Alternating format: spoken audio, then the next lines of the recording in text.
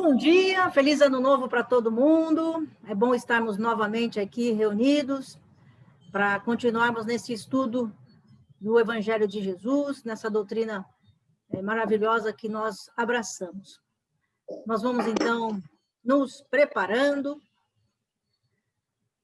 respirando profundamente, vamos nos acalmando, buscando a sintonia dos nossos mentores espirituais, nossos amigos, nossos anjos da guarda e toda a equipe que nos acompanha nessa tarefa todas as semanas. Nós vamos agradecendo a Deus, a Jesus, Maria de Nazaré, toda essa espiritualidade, pela possibilidade de mais esse encontro. Vamos agradecendo a oportunidade da vida. Agradecemos, então, aos nossos pais que nos deram essa chance de reencarnação. Pedimos, Jesus, a sua luz, que ela nos envolva, nos fortaleça, nos dando sempre condições de nos melhorarmos a cada dia. Pedimos para que, nesse momento, abramos a nossa mente, nosso coração, para que a mensagem, os ensinamentos que nós ouviremos possam calar fundo no nosso coração, também na nossa mente, nos abrindo para novos conhecimentos e, por que não, para novas atitudes. Nós vamos, então, pedindo licença para iniciarmos mais esse encontro e vamos já envolvendo a graça com muito carinho, a leitura de preparação do ambiente, a lição 35 do livro Agenda Cristã. Aprenda com a natureza. Resplandece o sol no alto, a fim de auxiliar a todos. As estrelas agrupam-se em ordem. O céu tem horários para a luz e para a sombra. O vegetal abandona a cova escura, embora continue ligado ao solo, buscando a claridade, a fim de produzir. O ramo, que sobrevive à tempestade, segue a passagem dela, mantendo-se, não obstante, no lugar que lhe é próprio. A rocha garante a vida no vale por resignar-se à solidão. O rio atinge os seus objetivos porque aprendeu a contornar obstáculos. A ponte serve ao público sem exceções, por afirmar-se contra o extremismo. O vaso serve ao oleiro, após suportar o clima do fogo. A pedra brilha depois de sofrer as limas do lapidário. O canal preenche as suas finalidades, por não perder o acesso ao reservatório. A semeadura sempre rende, de acordo com os propósitos do semeador.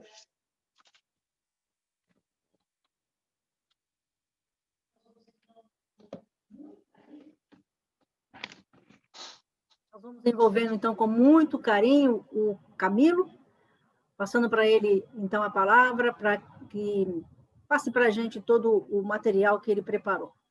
Camilo, é com você. Obrigado, Mara. Obrigado a todos aí. Já agradeço desde já a paciência, porque ficar ouvindo uma pessoa falar, ainda mais uma pessoa chata aí, entre os gatos que existem aqui hoje, eu ficaria com o da Mara mesmo, né? Porque o nível está meio ruim aqui, né?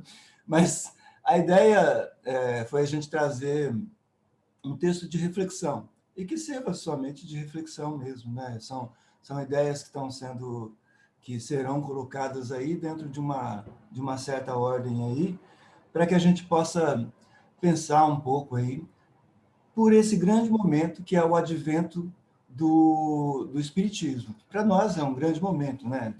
Dentro do Espiritismo, inclusive, é a terceira revelação, né? A primeira revelação Moisés, a segunda revelação Jesus, e a terceira revelação o Espiritismo. Então, olha só a importância desse momento. Então, o que a gente vai refletir um pouquinho aqui hoje é exatamente sobre essa questão desse tempo do advento, de por que chegou nessa época com Kardec, e é só uma ideia que a gente está colocando aí, e depois, evidentemente, aí nós vamos conversar sobre esse assunto, né?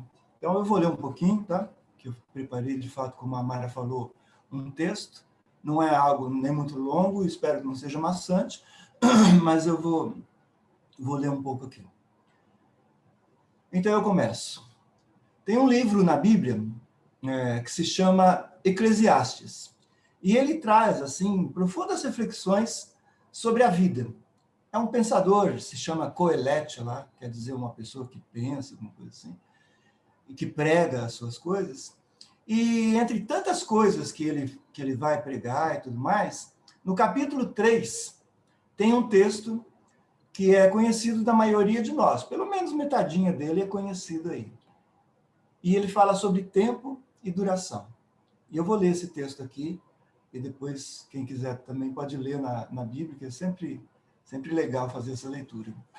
E o texto diz assim: para tudo há uma ocasião, e um tempo para cada propósito debaixo do céu. Tempo de nascer, tempo de morrer. Tempo de plantar e tempo de arrancar o que se plantou. Tempo de matar e tempo de curar. Tempo de derrubar e tempo de construir. Tempo de chorar e tempo de rir. Tempo de prantear e tempo de dançar. Tempo de espalhar pedras e tempo de ajuntá-las. Tempo de abraçar e tempo de se conter. Tempo de procurar e tempo de desistir. Tempo de guardar e tempo de lançar fora. Tempo de rasgar e tempo de costurar. Tempo de calar e tempo de falar. Tempo de amar e tempo de odiar. Tempo de lutar e tempo de viver em paz. O que ganha o trabalhador com todo o seu esforço? Tenho visto o fardo que Deus impôs aos homens. Ele fez tudo apropriado ao seu tempo. Também pôs no coração do homem o anseio pela eternidade. Mesmo assim, este não consegue compreender inteiramente o que Deus fez. Descobri que não há nada melhor para o homem do que ser feliz e praticar o bem enquanto vive. Descobri também que poder comer, beber e ser recompensado pelo seu trabalho é um presente de Deus. Sei que tudo que Deus faz permanecerá para sempre. A isso nada se pode acrescentar e disso nada se pode tirar. Deus assim faz para que os homens o temam. Aquilo que é, já foi, e o que será, já foi anteriormente. Deus investigará o passado. Descobri também que debaixo do sol, no lugar da justiça, havia impiedade. E no lugar da retidão, ainda mais impiedade. Pensei comigo mesmo, o justo e o ímpio. Deus julgará a ambos, pois há um tempo para todo propósito, um tempo para tudo o que acontece. Também pensei, Deus prova os homens para que vejam que são como os animais. O destino do homem é o mesmo do animal. O mesmo destino os aguarda. Assim como morre um, também morre o outro. Todos têm o mesmo fôlego de vida. O homem não tem vantagem alguma sobre o animal. Nada faz sentido. Todos vão para o mesmo lugar. Vieram todos do pó, e ao pó todos retornarão. Quem pode dizer se o fôlego do homem sobe às alturas e se o fôlego do animal desce para a terra? Por isso, concluí que não há nada melhor para o homem do que desfrutar do seu trabalho, porque esta é a sua recompensa. Pois quem poderá fazê-lo ver o que acontecerá depois de morto? Esse é o texto que está em Eclesiastes. É um texto bem legal para a gente refletir. E foi escrito provavelmente há 2.500 anos. 2.500 anos, muito tempo, né? E a gente vê que o escritor, tem alguma dúvida sobre a morte, mas ele pensa de uma forma profunda. Inclusive, no final do texto, ele coloca, será que o fôlego do homem, e quando ele diz fôlego, ele está dizendo do fôlego que Deus sopra nas narinas do homem, que é a própria alma, será que o fôlego do homem sobe às alturas e o dos animais vai para a terra? Então, ele não fecha uma conclusão, mas ele reflete profundamente sobre a vida e sobre o tempo de Deus. E isso é uma coisa muito legal, né? Aí a gente pensa assim, quando a gente pensa na doutrina espírita, a gente aprende que Deus criou todos simples e ignorantes. E aí estamos vindo de várias existências aí, vamos usar a palavra existência para cada vida, para cada momento nosso encarnado, né? E desde a experiência que a gente teve, é isso que a gente aprende, no reino mineral, depois no reino vegetal, depois no reino animal, até explodir, essa expressão que o próprio livro dos Espíritos fala, o Evangelho, do homem explodir no reino hominal, quando ele começa uma evolução talvez mais consciente, e onde possibilidades novas e infinitas se abrem para o ser, que agora é um homem, né? Vamos usar esse nome, homem aí. E vamos pensar assim, a nossa presença como seres humanos aqui, nesse planeta abençoado aqui que é a Terra. Quantas vezes nós já nascemos? Quantas vezes nós já morremos? Quantas vezes já renascemos? Nós realmente não sabemos. Mas vamos procurar compreender aí essa nossa jornada, relendo um pouco essa nossa história de humanidade, de uma forma, claro, bem simples, né? Desde que o ser humano surgiu aqui na Terra, em sua espécie, vamos dizer assim, mais primitiva, ele vem traçando uma jornada de conhecimento e de evolução. Muito tempo tem se passado e a gente sempre recebendo mensageiros mais evoluídos para conviver e auxiliar com os habitantes mais primitivos aqui do planeta em sua emancipação. A narrativa que a gente sempre lê e recorda daquele livro chamado Exilados de Capela, ela sempre traz essa compreensão de espíritos mais avançados, mais evoluídos, ao menos intelectualmente, que encarnaram nesse planeta Terra para auxiliar na evolução daqueles que estávamos aqui, ainda caminhando a passos muito lentos. Quando a gente volta os olhos para a nossa tradição judaico-cristã, porque o cristianismo vem de uma corrente religiosa, que é o judaísmo.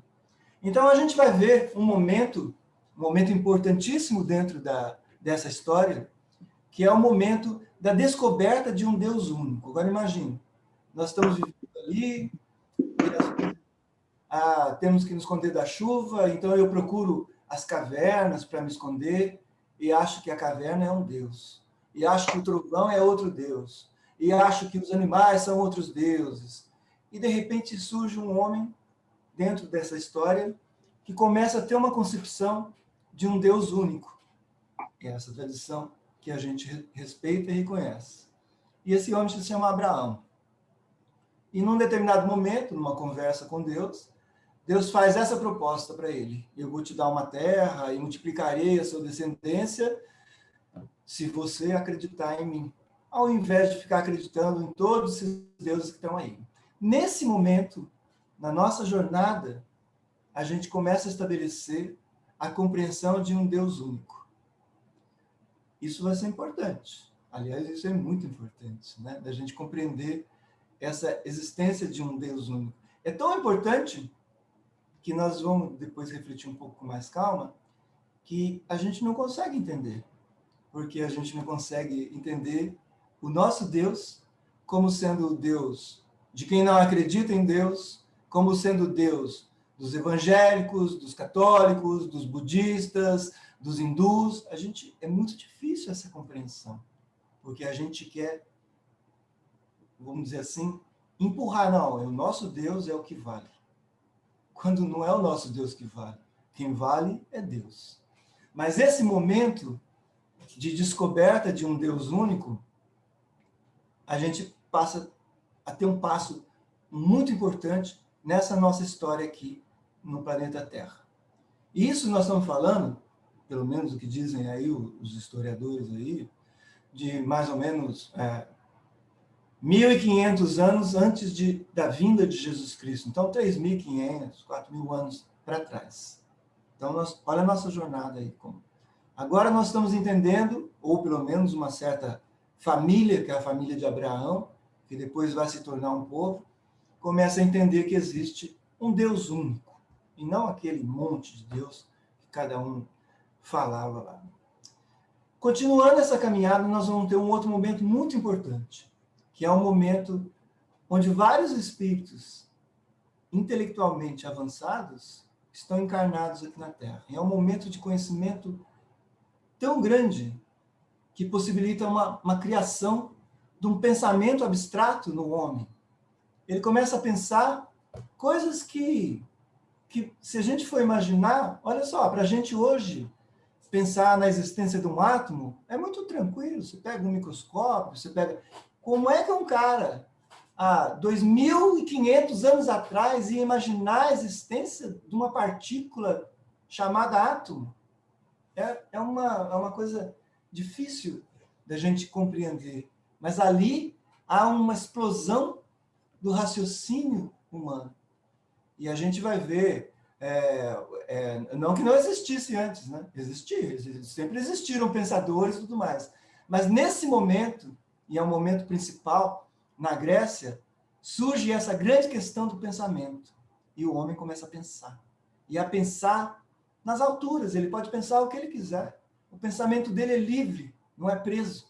E ele pensa, e ele imagina. E ele projeta coisas que hoje ainda nós não conseguimos entender. Como que aquele camarada pensou nisso? Mesmo dentro do âmbito do espiritismo, a gente pode voltar os olhos para Sócrates, para Platão, que vão dando uma ideia de um pensamento filosófico que ainda marca profundamente esse nosso momento atual aqui da humanidade. Mas vamos continuar, porque aí vai vir um terceiro ponto, importante ainda, para um ambiente que se formasse um ambiente, que é um conceito de justiça. A gente vai lembrar, e muitos de nós vamos ouvir muitas vezes aquela coisa, no Antigo Testamento Deus mandava matar todo mundo, a lei de Italião que Moisés falou. Gente, isso é passo a passo de evolução. Mesmo a lei de Italião, naquele momento que ela chega, ela é uma evolução. Porque pelo menos fala assim, você vai matar quem te fez alguma coisa com você. Porque antes disso era o seguinte, eu olhei para você, não gostei, eu vou te matar, e acabou, não tem mais, né? Você começa a colocar padrões de justiça, vamos dizer assim. E com a presença do Império Romano, surge um conceito que passa a ser importantíssimo para a gente, que é o conceito de justiça. Então, os romanos vão estabelecer aí um conceito de justiça, é lógico que dentro daquele ambiente, mas é um conceito de justiça que não existia. De alguém que pode fazer um pedido perante alguém que vai julgar e poder expor seus argumentos, coisa que não existia. Então, nós temos o sentimento do Deus único, nós temos a compreensão de um raciocínio super lógico e abstrato e poderoso, e um sentimento de justiça. E esse é o ambiente que foi preparado para a vinda de Jesus, que é a nossa referência. Talvez se não tivesse esse ambiente preparado, não era o momento de Jesus vir. Jesus podia ter vindo antes, né? Na época de Confúcio, na China, um sábio que tem tantas coisas que a gente lê, na época dos hindus lá, dos brahmas, sei lá como é que chama aquelas coisas lá, mas não, ele veio nascer entre nós nesse momento, quando existia um ambiente preparado para recebê-lo. Então, quando Jesus vem, nós temos uma nova experiência que ele apresenta. E ele vem trazer essa nova experiência, uma nova proposta de existência, porque ele vem falar de amor incondicional, de fraternidade, de perdão, de vida após a morte. Um Deus único, a quem ele chama de Pai. Olha só, não está mais longe de nós, ele está perto de nós. É um Pai que está nos céus, mas que está aqui também do meu lado. E ele vem trazer a necessidade que nós temos do autoconhecimento. Olha o pensamento grego, começando essa questão. E ele vem trazer a questão da justiça, que para nós, hoje, ela é a grande questão da reforma íntima. Eu vou receber segundo aquilo que eu tiver dado. Né? Mas mesmo diante dessa majestade de Jesus, a incompreensão ainda foi muito grande. Por quê? Muitos aderiram a essa ideia desse novo amor, que depois foi chamada de cristianismo, por causa do Cristo, o ungido. Mas muitos não aderiram, não. E queriam matar essa ideia. E por falta de entendimento, nós continuamos vivendo entre felicidade e ódio, até hoje. Mesmo quando o cristianismo passa a ser a religião oficial do Império Romano, então, o grande império que dominava o mundo conhecido, a verdade é que a lição de Cristo ainda não havia sido compreendida pela grande maioria das pessoas. Jesus mesmo, e aí é um ponto que começa essa nossa reflexão sobre o advento do Espiritismo, ele vem falar no Evangelho de João que futuramente ele mandaria o Consolador para ensinar todas as coisas e lembrar tudo o que ele havia dito. Bom, a vida vai prosseguindo, né? E aí passamos a religião cristã, ao lado de grandes religiões que já existiam ali, como eu falei, o hinduísmo, muito mais antigo que o cristianismo, o budismo, muito mais antigo que o cristianismo, o próprio judaísmo, que é a origem da nossa religião, né? E depois ainda vimos nascer o islamismo. São as grandes religiões que a gente tem no mundo aqui hoje. E vamos convivendo entre todas elas, né? Algumas sementes de discórdia promoveram muitas guerras entre as religiões. A gente tem a grande tristeza de pensar, a partir do ano 500, quando o islamismo surge, começa a ter uma divisão de ódio entre as pessoas, entre as religiões, a ponto de chegar lá pelo ano 1000, 1100, aquelas expedições de cruzadas que a gente vê nos filmes, querem tomar Jerusalém, toma, acaba com tudo, depois vem outro e toma, e tudo isso em nome de quê? Em nome de Deus, em nome de algo que é amor. A gente só viu destruição. A gente ainda hoje utiliza uma suposta vontade de Deus para justificar as nossas vontades. Essa é uma questão muito séria que a gente tem que refletir. Depois do ano 1000, a contar de Jesus Cristo, o mundo entrou num movimento que é chamado aí pela história e tudo mais, de Idade das Trevas. Parece que tudo ficou parado sob o império de um poder que não via pessoas como pessoas. Mas é claro, desculpe aí os cachorros latindo aqui, viu? É claro que mesmo nesse período, os mensageiros de amor continuaram vindo para cá. Então, a gente recebeu São Francisco de Assis, São Tomás, Santa Teresa. Eu estou falando santo porque o nome foi dado pela Igreja Católica e o Espiritismo não recusa utilizar isso, tanto que no Evangelho, segundo o Espiritismo, usa constantemente a expressão santo, né? Mas esses nomes que vieram, deixando todos esses títulos de lado aí, eles viveram o amor. São Francisco viveu de tal forma o amor que chegou a ser chamado de o Alter Cristo, o outro Cristo, de tal maneira que ele viveu o amor de Jesus Cristo, a ponto de chegar, no final de sua vida, na sua morte, a aparecer nas mãos, no corpo dele, as chagas de Jesus Cristo. É isso que se conta de São Francisco. Tá o amor que ele dedicou à causa de Cristo. E nós sabemos que São Francisco,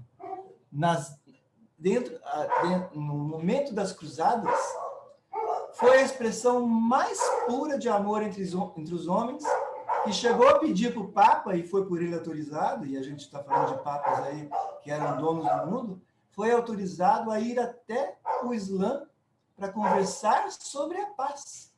E Francisco tem um encontro que é assim, lindo, com o Constantino, né? Que era não é Constantino, não. Como é que chamava lá o cara lá do Islã, lá, me fugiu o nome agora aqui, que era o grande guerreiro do Islã. Ele tem um encontro com ele tão profundo que a única ordem cristã que existe nas religiões lá do Islã é a ordem de São Francisco. Porque eles estabeleceram uma conversa de amor tão profunda que um entendeu no outro o que cada um queria falar sobre Deus. Olha que coisa bonita, né? Às vezes um dia a gente pode pensar numa aula só sobre São Francisco, né? Seria uma coisa muito legal. Uma aula não, né? Uma reflexão. Bom, mas lá pelos anos 1500, mais ou menos, o que nós vamos ter? Acontece um movimento que começa a se indignar com algumas colocações da Igreja Católica, que extrapola na venda de perdão, na venda de indulgências, simplesmente procurando dinheiro e poder, né? E nós vamos ter um movimento que é chamado de reforma, a reforma protestante, né? Então nós vamos ter já uma abertura para um outro olhar ali. E aí, no século XIX, 1800, nós vamos ter, sob a orientação vocacionada de Allan Kardec, um novo conceito religioso. Olha só, não é uma nova religião, é um novo conceito religioso, que, na verdade, religioso, científico e filosófico, que vai ser chamado, a partir desse momento, de espiritismo. Então, assim, no ambiente que Kardec vive materialista, positivista, onde tudo se é explicado pela razão, só a razão é que pode me levar a compreender alguma coisa. Kardec vai vir codificar uma nova doutrina com base num amplo entendimento espiritual e convicções firmes de vida após a morte e possibilidade de comunicação com os mortos. O Espiritismo veio trazer essa nova reflexão e essa nova possibilidade de compreensão da vida. Porque a gente pode pensar uma coisa, os fatos espíritas, eles sempre existiram, sempre aconteceu, de alguém receber, sonhei com os ancestrais, sonhei com isso ou com aquilo. Isso sempre existiu, mas não de uma forma, vamos dizer assim, raciocinada ou codificada. E é isso que Kardec vem trazer. Sempre existiram relatos de curandeiros, de magos, de bruxos, de bruxas, que foram queimadas na fogueira, e que experimentavam e vivenciavam fatos que eram considerados extraordinários ou impossíveis. E isso sempre ficou no imaginário popular como poderes especiais ou como algumas dádivas dos deuses para algumas pessoas determinadas. Com Jesus não foi diferente, mas ele trouxe um novo ingrediente e um novo olhar. Jesus tinha uma pergunta importantíssima. Ele falava assim, você acredita? E depois dizia, tua fé te salvou. Quer dizer, Jesus trouxe para a gente, ou introduziu, a responsabilidade pessoal por fatos tidos como milagres, a responsabilidade pessoal por cada um de nós, mas também pela existência dos demais. E ao ressurgir da morte, Jesus trouxe um ensinamento que é definitivo, de que a morte não existe. Quanto tempo para compreender essa lição? Ainda hoje, tanta interpretação diferente sobre a figura de Jesus, Mas, para o Espiritismo, um fato muito claro. Jesus mostrou que a morte não existe. Bom, acho que nessa altura, acho que todos nós temos algumas perguntas pessoais. E a gente deve sempre ter perguntas pessoais, né? Tem uma brincadeira que se faz. O que é melhor, uma pergunta ou uma resposta? Ah, sempre uma pergunta. Porque se eu tiver a resposta, acabou tudo para mim. Eu sempre tenho que ter perguntas e mais perguntas para mim sempre continuar indo para frente, né? Um conceito de evolução. Mas umas perguntas que podem vir na nossa mente são do tipo assim: se Jesus tinha aquele ambiente para encarnar entre nós, por que então, naquela época, não se difundiu uma doutrina espírita? Por que dentro de pensamentos tão profundos que os gregos tinham, ou de um pensamento tão generoso que Jesus trouxe, nós continuamos sem uma concepção de vida após a morte, comunicação com espíritos, fraternidade, sabe? Por quê? É uma pergunta. Difícil saber a resposta, né? Acho que a gente vai sempre ouvir, e a gente sempre ouviu, que a humanidade não estava preparada. Poxa, por isso o próprio Jesus mandaria um Consolador. É um ponto de vista importante, né, para a reflexão. Mas se estava preparada para a vinda de Jesus, por que não estava preparada, então, para a vinda, por exemplo, do Espiritismo? Ou de conhecimentos mais abrangentes? São coisas que eu acho que a gente deve pensar. Pensar, não ficar louco de pensar, mas pensar. Uma hora parar e pensar. Mesmo que não tenha resposta, mas poder pensar. Né? Porque a gente sabe que a gente pensando, a gente é acompanhado por aqueles espíritos que estão conosco, e, sei lá, a gente pode ter o que a gente chama de insight, ou das inspirações, mas o fato é que a gente tem que pensar. Mas há uma coisa que é importante. Como disse o Eclesiastes, a nossa leitura inicial, tudo tem seu tempo na nossa vida e na vida de todos. E o próprio Jesus nos deixou relatos em seus evangelhos que há certas coisas que nem os anjos, nem os arcanjos, nem os santos, nem o Filho, ele se referindo a ele, sabem quando irá acontecer, mas só o próprio Pai. Ele traz uma compreensão de que há uma coisa, uma força, que organiza tudo de tal maneira que foge totalmente à nossa compreensão. E aí nós vamos ter que ter uma reflexão diferenciada sobre isso aí, né? É nessa linha que vai surgir, na nossa jornada de vidas, mortes, novas vidas, e vão começar a surgir novos comportamentos, novas tradições, novas reflexões.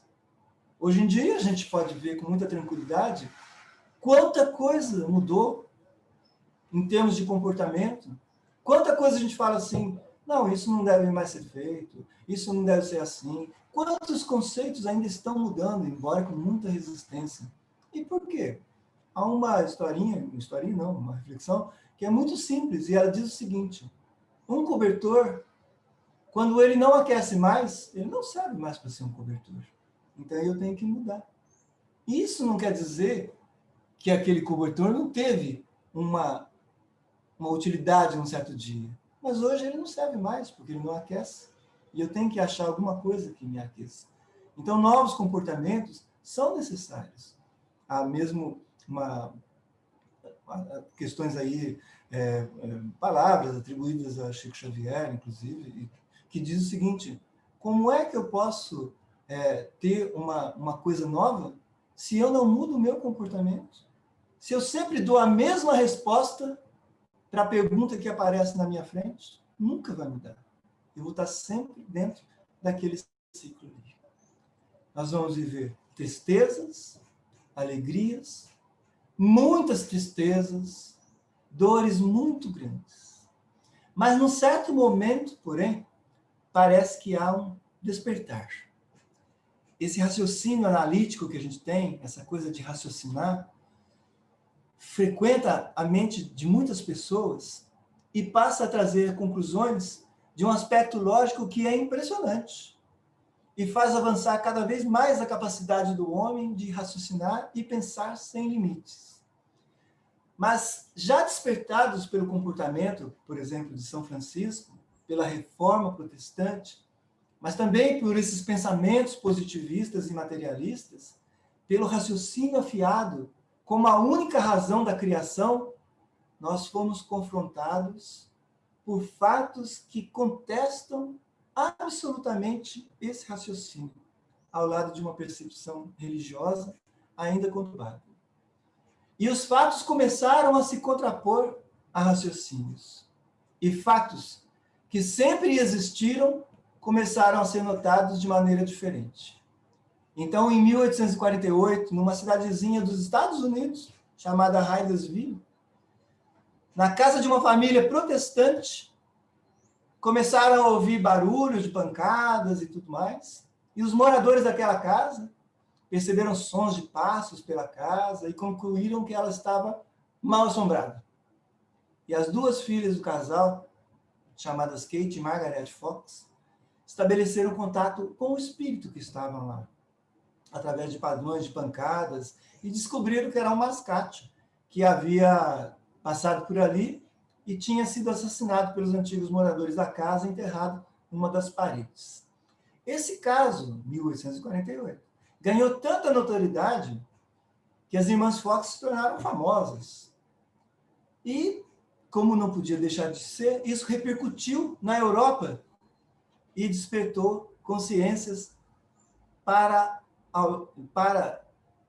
essa questão, ao lado de fenômenos que eram chamados, na França, de mesas girantes. E isso começou a preparar toda essa chegada dessa codificação por Allan Kardec. As mesas girantes, que a gente conhece, as histórias e tudo mais, elas não se limitavam a levantar um pé para responder perguntas, mas elas se moviam em todos os sentidos.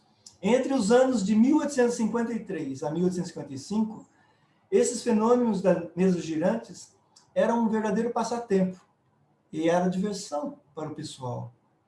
Segundo o padre chamado Ventura de Raulica, este fenômeno foi considerado como o maior acontecimento do século. A divulgação dessas experiências e, a seguir, a conversão de um juiz chamado Edmonds, materialista, que havia rido da crença dos espíritos, pasmaram todos os norte-americanos, aumentando ainda mais o interesse pelas manifestações. E foi isso, gente, que levou Kardec, através das investigações dele, a dar conta dessa grande missão que ele teve. Ele não contestou os fatos, reconheceu a sua ocorrência, mas entendeu que aquilo era uma fase inicial e que esses fatos ainda rudimentares serviriam depois de alicerce para o que seria mais tarde a doutrina consoladora. Então, num mundo que aprendeu a raciocinar e cujo raciocínio, por questões óbvias, até de limitação, pendia para o materialismo, esse mesmo raciocínio permitiu a codificação de uma doutrina baseada nos ensinamentos de Jesus, sob um aspecto moral e religioso, nos ensinamentos dos grandes filósofos gregos, sob um aspecto filosófico, coerente com o aspecto moral, e nos ensinamentos dos espíritos, que vieram, como Jesus predissera, lembrar tudo aquilo que ele havia falado.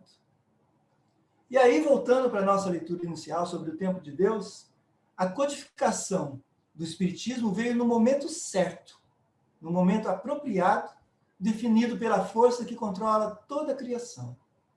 Dizemos, e há um sentido nisso, que o Espiritismo veio quando os homens estavam preparados. Mas por qual razão pensadores, missionários, o próprio Jesus, viria numa época em que os homens não estariam preparados? Talvez tenham sido momentos de plantar, não de colher. Talvez. O que fica, porém, é que esse é um aspecto que extrapola o próprio advento do Espiritismo. É o fato de participarmos desse momento na história da humanidade. Olha só, há uma grande graça em participar da renovação. Por que estamos encarnados agora? Por que nós estamos vivendo os esclarecimentos que a doutrina espírita nos dá? Chances, oportunidades, resgates. Talvez ouviremos sempre essas respostas, que têm importância, mas o grande fato é poder viver esse momento com o propósito de renovação pessoal, de renovação de conceitos, de estruturas que têm nos aprisionado há séculos e séculos. Se vivemos 1800 anos desde a vinda de Jesus sem a codificação, não é errado pensar que sempre existiu a graça da reforma, seja lá o nome que se dê, arrependimento, conversão, reforma íntima. Então, o que o Espiritismo nos dá de acréscimo? Nos dá alegria, nos dá consolação, mas nos dá responsabilidades pessoais e coletivas, com os homens, nossos irmãos, com os animais, com a natureza. O que se quer dizer é que nem tanto importa buscar uma explicação sobre o momento da codificação. Os tempos de Deus são diferentes dos nossos. Mas o que importa, sim, é, abraçando essa doutrina consoladora, ser grato e responsável pela transformação, como já falamos, pessoal e coletiva.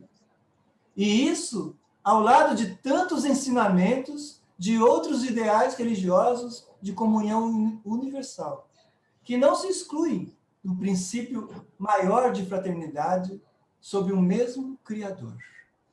Nos tempos de Deus, nós sempre estaremos envolvidos pelo amor, pela compaixão, pela possibilidade de contínua renovação. Segundo Kardec, no item 17, Sinais dos Tempos, do capítulo 18 de A Gênese, quando se fala do surgimento de uma geração nova, em razão do ingresso da Terra na condição de mundo de regeneração, ele diz assim: a fraternidade deve ser a pedra angular da nova ordem social. Mas não há fraternidade real, sólida e efetiva se não se apoiar sobre a base inabalável. Essa base é a fé, não o raciocínio. E não vamos confundir com fé raciocinada, é outra coisa. A fé é algo que extrapola a nossa capacidade de pensar, porque é o momento em que tudo que é racional para mim acabou, mas há algo que me impulsiona para frente. Todo mundo diz, essa doença vai te levar, você não tem mais opção, mas algo me leva para frente. Isso é fé. Isso extrapola a questão do raciocínio. E Kardec diz assim: essa é a base, é a fé. Não é a fé em tais ou quais dogmas particulares que mudam com os tempos e os povos e que mutuamente se apedrejam, visto que se amaldiçoam uns aos outros, alimentam o antagonismo, mas é a fé nos princípios fundamentais de que toda a gente pode aceitar e aceitarão Deus, a alma, o futuro, o progresso individual indefinido, a perpetuidade das relações entre os seres. Olha o que Kardec termina.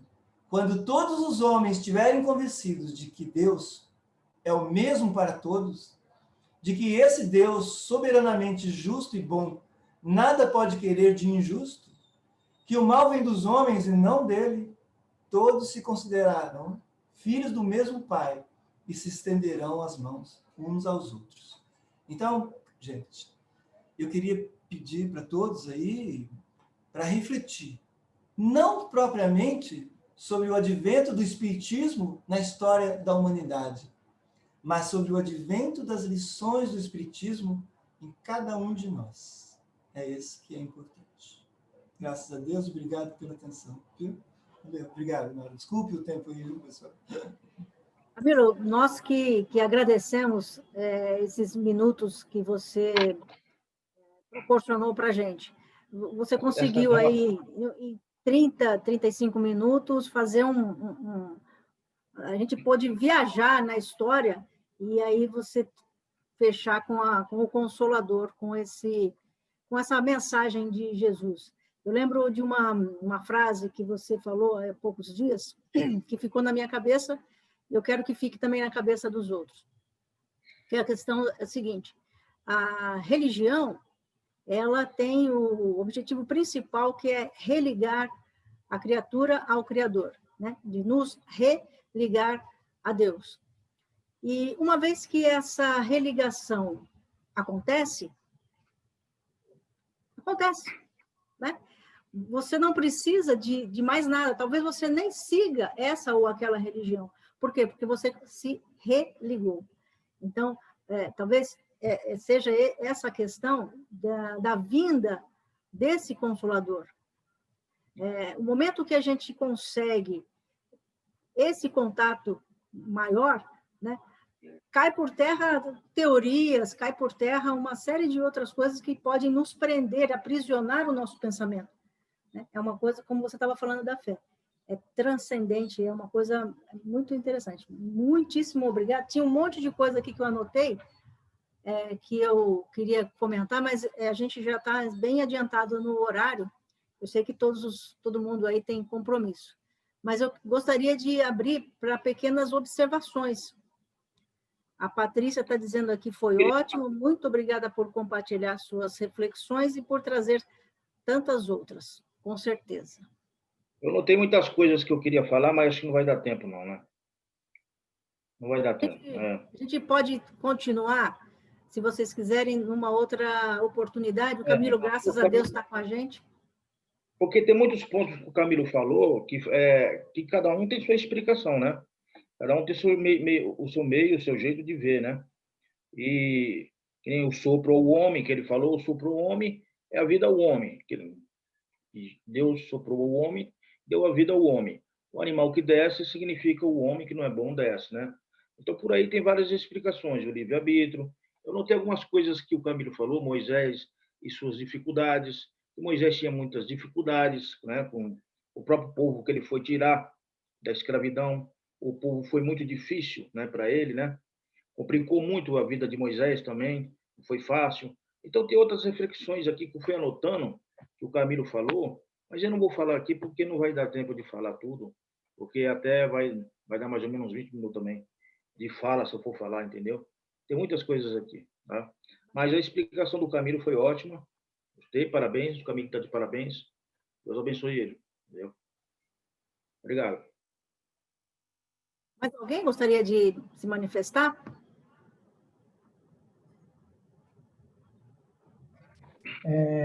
Uma sugestão. Posso falar? Pode.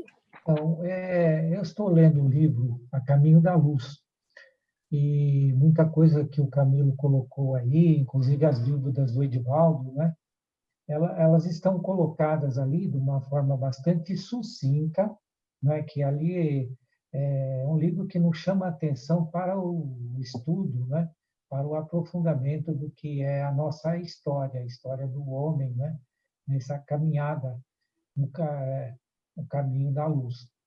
Então, eu sugiro a leitura deste livro, né? A Caminho da Luz. E para fortalecer a nossa condição de buscar ser servidor do Cristo, tem um livro também que eu sugiro, né? Que aí complementa isso que o Camilo colocou aí, né? Que é o livro Boa Nova, né? Então, um explica a teoria, coloca-nos a teoria, né? De toda essa história, e o outro mostra a prática do amor de Jesus, né? O livro Boa Nova nos mostra essa prática. Então, era essa lembrança que eu queria colocar, né? Acrescentando aí no trabalho que o Camilo nos trouxe. Para fazer da voz à Patrícia, que ela está escrevendo aqui, colocou, estamos todos a caminho da luz, né, Alberto? E também a Margarida escreveu, parabéns, parabéns, Camilo, muito bom retomar nossos encontros com um tema importante. Bom, não vamos nos alongar demais, porque nós temos bastante compromissos aí durante o longo desse dia. Mas eu gostaria de, mais uma vez, agradecer, Camilo, porque eu acho que foi um momento, como a própria leitura, né? Tudo tem o seu momento de acontecer. Eu acho que a gente amadureceu. Oi? Eu só queria pedir uma coisa, que desse para a gente continuar um pouco, assim, pelo menos a debater na outra reunião que nós tivemos, e a gente não debateu, né? O povo não debateu direito o que o Camilo falou, né? Então, era bom a gente debater, a gente colocar nossas ideias também, né? Não sei Eu se você vou... concorda. Sim, lógico. Eu estava até pensando em fazer o seguinte, se vocês concordarem. Para a semana que vem, eu tinha solicitado a Joanita. Talvez nós pudéssemos adiar a Joanita para ficar para outra semana e nós continuássemos na próxima com essa reflexão do Camilo. O que vocês acham? Né? Para não ficar muito espaçado. Eu vou concordo, passar... porque falta muita coisa. É muito rico, né? É um tema muito rico. E eu vou passar para vocês o texto que o Camilo preparou. Então, até em cima do texto, a gente lê, e aí na semana que vem a gente faz esse bate-papo. Vou mandar, sim, Patrícia, vou mandar esse texto que o Camilo escreveu. Tudo bem? Certo. Tudo. Eu vou falar com a Joanita, a gente prorroga o que ela vai preparar para outra semana. Tá certo? Mara, você me dá licença só um minutinho? Eu gostaria que a gente refletisse essa semana, já que nós vamos estar retornando a semana que vem, sobre o que o Camilo falou sobre o tempo. Tempo de plantar, tempo de colher. E eu acho que essa é uma reflexão que a gente tem que fazer muito. Em que tempo nós estamos nesse momento? Nós estamos colhendo algumas coisas passadas, mas nós também estamos plantando para o nosso futuro. Então, essa reflexão é muito importante. E uma outra coisa muito importante, nós damos muito valor ao nosso tempo de chorar, o tempo de prantear. Nós ficamos chorando, resmungando um tempão. E quando nós temos momentos de prazer, a gente passa assim como um momento tão fugaz. Eu acho que a gente tem que guardar esses tempos de prazer, esses tempos, porque nós temos tempos de graça. Então vamos nos ligar aos nossos tempos de graça e realmente nos fortalecer nesses tempos. Os tempos de aprender, os tempos de dor, porque dor é um ensinamento, nós temos que passar por eles com fé, com perseverança, com tudo, mas passou. E vamos dar graça, vamos nos lembrar dos tempos de graça. Então, eu acho que isso é muito importante, a gente nos ligar àqueles momentos que nos fazem crescer, que nos fazem bem. Eu acho que é uma boa reflexão e eu gostei da ideia de a semana que vem estarmos retornando ao tema, porque ele foi muito rico, o Camilo trouxe com muita propriedade e abriu um leque muito grande para nós refletirmos ao longo da semana. Obrigada. Obrigada, Cris. Vou fazer a leitura aqui também da contribuição da Patrícia, para deixar registrado. Foi ótimo, muito obrigada por compartilhar suas reflexões e por trazer tantas outras. Com certeza, o Espiritismo nos conecta a nós mesmos, no que diz respeito tanto a essa vida quanto à nossa essência. Gente, muito, muito, muito obrigada pela participação de todos vocês. Nós vamos encerrar, não porque o tempo, o Zoom vai nos desconectar, mas porque a gente tem esse compromisso aí de 1h10, mais ou menos, tá? Vamos nos disciplinar nesse sentido para não cansar ninguém, tá bom?